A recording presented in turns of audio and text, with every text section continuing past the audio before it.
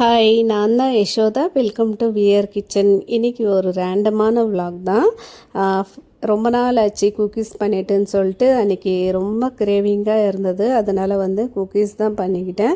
இது பார்த்திங்கன்னா நைட் டைமில் தான் பண்ணேன். அப்போ தான் எல்லா வேலையும் முடிச்சுட்டு அதுக்கப்புறமா செஞ்சுக்கலான்னு சொல்லிட்டு ஒரு பாக்ஸ் ஃபுல்லாகவே வந்திருந்தது. கொஞ்சமாக தான் செஞ்சுருந்தேன், அதுவே கொஞ்சம் நிறையவே வந்திருந்தது. இந்த வாட்டி கொஞ்சம் நல்லாவே சூப்பராக வந்திருந்தது, டேஸ்டியாகவும் இருந்தது. நல்ல முந்திரி பருப்பு அது எல்லாமே பாதாம் எல்லாமே அரைச்சி போட்டேன், நல்லா டேஸ்ட்டாக வந்திருந்தது. இதை ஒரு கண்டெய்னரில் போட்டு வச்சுக்கலான்னு சொல்லிட்டு ஆறுனதுக்கப்புறமா ஒரு பாக்ஸில் தான் போட்டு வச்சுருக்கேன்.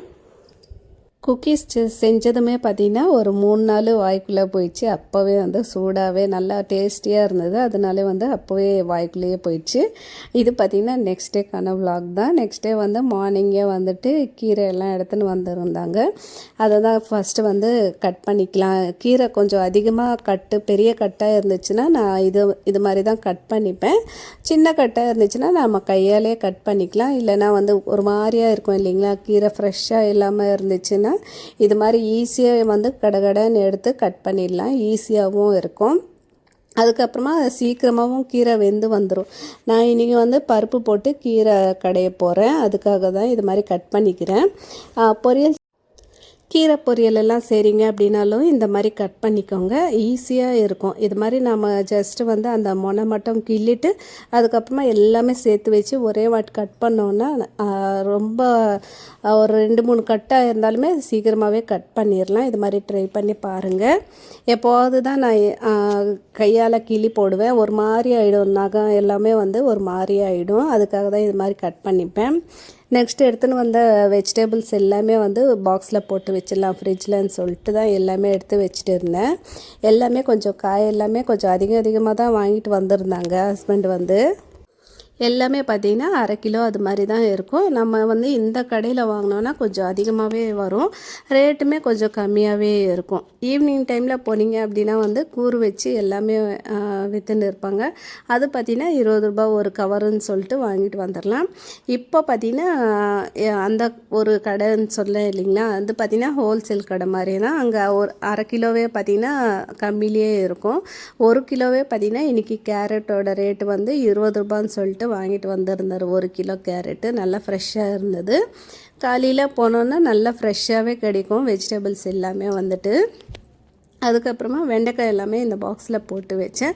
நிறைய வெண்டைக்காய் இருந்தது. அதனால் இந்த பாக்ஸும் பத்தலைன்னு சொல்லிட்டு இன்னொரு பாக்ஸில் மாற்றி வச்சுட்டேன். இது மாதிரி கொஞ்சம் பெரிய பெரிய பாக்ஸாக எடுத்து வச்சுப்பேன். இது எல்லாமே நம்ம மாவு கொட்டி வைக்கிறது அதுக்காக யூஸ் பண்ண பாக்ஸஸ் தான். அது எல்லாமே அதுக்கு வேறு பாக்ஸ் வந்ததுக்கப்புறமா அந்த பாக்ஸ் எல்லாமே ஃப்ரிட்ஜுக்குன்னு நான் யூஸ் பண்ணிப்பேன். பாக்ஸ் எல்லாம் எதுக்கு வாங்கி வைக்கிறேன்னு கேட்டுன்னு இருப்பாங்க. இது மாதிரி தான் நான் மாற்றி எடுத்து வைப்பேன். கொஞ்சம் ரொம்ப பழசாயிடுச்சுன்னா அதை மட்டும் தூக்கி போட்டுருவேன். எனக்கு தூக்கி போடவும் மனசும் வராது. அது ரொம்ப பழசானதான் தூக்கி போடவே எனக்கு மனசு வரும். ஜஸ்ட்டு ஒரு வாட்டியெல்லாம் நான் தூக்கி போட மாட்டேன். இங்கே எனக்கு செட் ஆகலைன்னு வச்சுக்கோங்களேன், அதுக்கப்புறமா ட்ரெஸ்ஸிங் டேபிள் அந்த டேபிளுக்கு தான் போவோம், அதில் வச்சுப்பேன். எதையாவது அரேஞ்ச் பண்ணிப்பேன். அந்த பாக்ஸில் நம்ம மெடிக்கல் போட்டு வைக்கிறதோ இல்லைன்னா பொட்டு பேக்கெட் போட்டு வைக்கிறதோ அது மாதிரி யூஸ் பண்ணிப்பேன். எதுக்கு வேணாலும் யூஸ் பண்ணிப்பேன். ரொம்ப உடஞ்சி போயிருந்தால் மட்டும்தான் நான் தூக்கி போடுவேன். கேரட் எல்லாம் பார்த்திங்கன்னா 1 கிலோ 20 ரூபான்னு சொல்லிட்டு வாங்கிட்டு வந்திருந்தார். நான் 1/2 கிலோ தான் வாங்கிட்டு வர சொன்னேன். 20 ரூபான்னு சொல்லிட்டு 1 கிலோவாகவே வாங்கிட்டு வந்திருந்தார். வெண்டைக்காய் போட்டு வச்ச பாக்ஸில் பார்த்திங்கன்னா அதை மாற்றிட்டு இப்போது பீன்ஸ் தான் போட்டு வச்சேன்.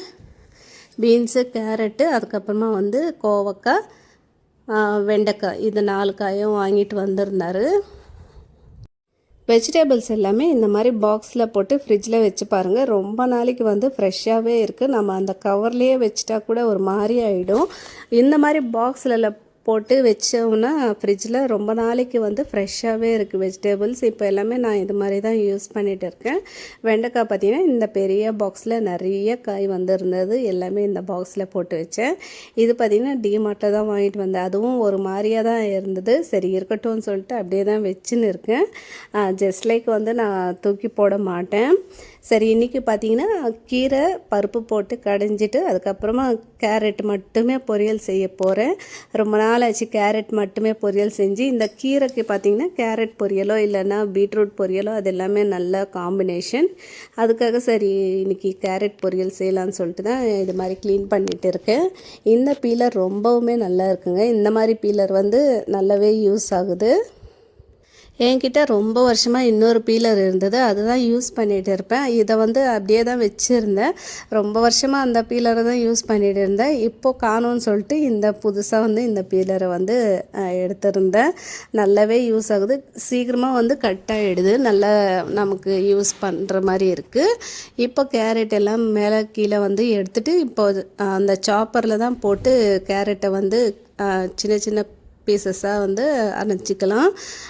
இந்த மாதிரி நம்ம கட் பண்ணோன்னா ரொம்ப நேரம் எடுக்கிற மாதிரி இருக்கும் கேரட் எல்லாம். அதுக்காக தான் சாப்பரில் போட்டு கட் பண்ணோன்னா ரொம்ப சீக்கிரமாகவே கட் பண்ணிடலாம். ஜஸ்ட்டு நம்ம வந்து இந்த மாதிரி சைஸில் வந்து எல்லாமே கட் பண்ணிக்கலாம். இது பார்த்திங்கன்னா நம்ம ஜஸ்ட்டு பீல் பண்ணிவிட்டு ஒரு மீடியமான சைஸில் கட் பண்ணிக்கிட்டு அதுக்கப்புறமா வந்துட்டு நம்ம அந்த சாப்பரில் போட்டு அரைச்சிக்க வேண்டியது தான். அந்த சின்ன சின்ன பீசஸாக வந்து கட் பண்ணிக்க வேண்டியது தான். அந்த சாப்பரும் பார்த்திங்கன்னா ரீசண்டாக கீழே விழுந்து உடஞ்சிருக்கு.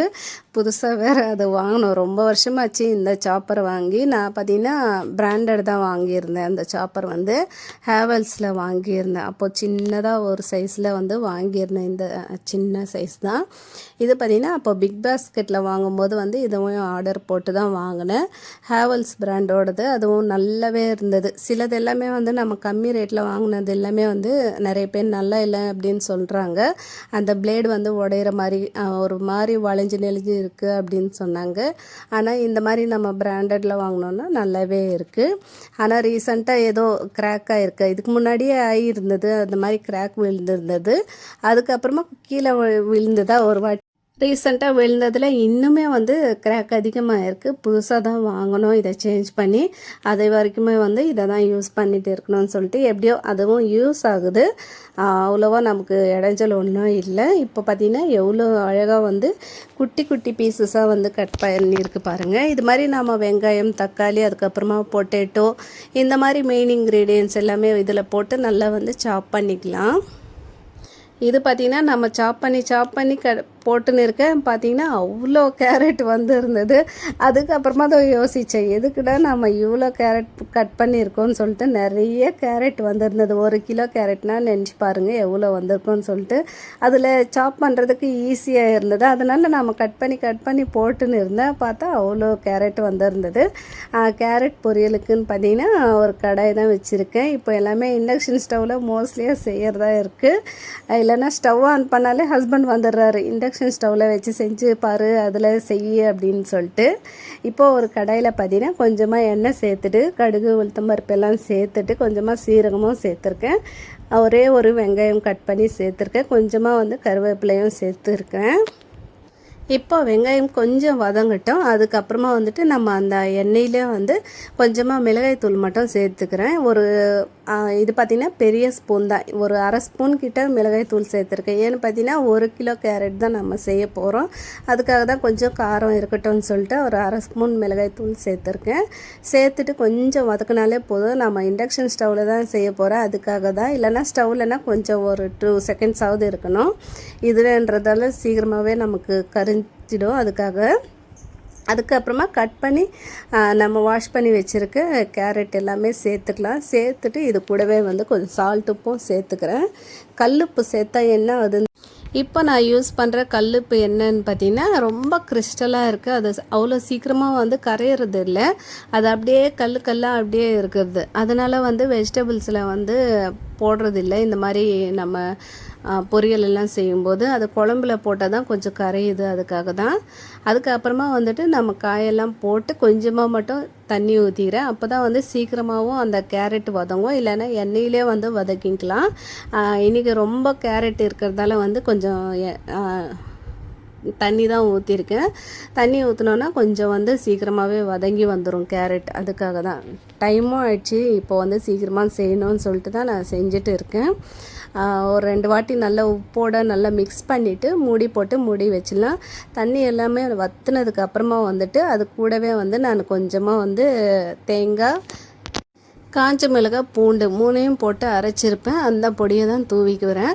அவ்வளோதான் கேரட் பொரியலுக்கு நான் செய்கிறது. இப்போ வந்து சிம்பிளான ஒரு சிக்கன் குழம்பு, இது பிகினர்ஸுமே ஈஸியாக செஞ்சிடலாம். அதுக்கு ஒரு மிக்ஸி ஜாரில் பார்த்திங்கன்னா ஒரு கைப்பிடி அளவு தேங்காவை தான் எடுத்திருக்கேன். அதுக்கப்புறமா ஒரு 2 ஸ்பூன் கிட்ட வந்து தனியா சேர்த்துக்கலாம். கொஞ்சமாக வந்து நம்ம பூண்டையும் சேர்த்துக்கிறேன். ஒரு 10 பல் பூண்டையும் இது கூடவே சேர்த்துக்கிறேன். அதுக்கப்புறமா பார்த்திங்கன்னா 2 பெரிய வெங்காயம் அதையும் கட் பண்ணி சேர்த்துக்கிறேன் மீடியம் பீசஸாக.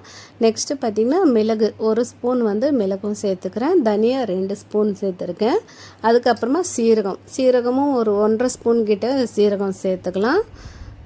நெக்ஸ்ட்டு பார்த்திங்கன்னா இது ஃபுல்லாகவே பார்த்திங்கன்னா நம்ம அரைச்சி தான் செய்ய போகிறோம். இந்த ஸ்டைல் வந்து எங்கள் மாமியார் அப்போ எல்லாம் செய்வாங்க.